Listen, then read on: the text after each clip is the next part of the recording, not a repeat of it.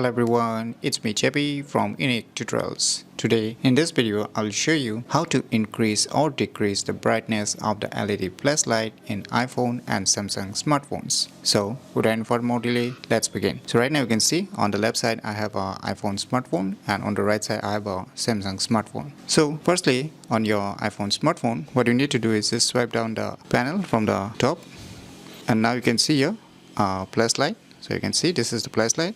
So if we click on it, you can see our flashlight is glowing up. So you can see here.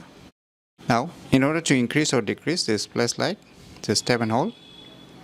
And now you can see here a controller to increase or decrease. So you can see you can increase, when you can decrease. So you can see here. And if you want to off it, just bring it down. So you can see here.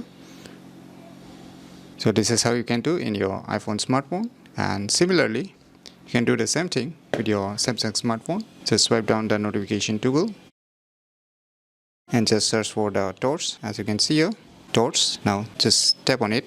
Now you can see the LED flashlight is glowing up. Now similarly, like the iPhone, just tap and hold. You can see here to control the brightness.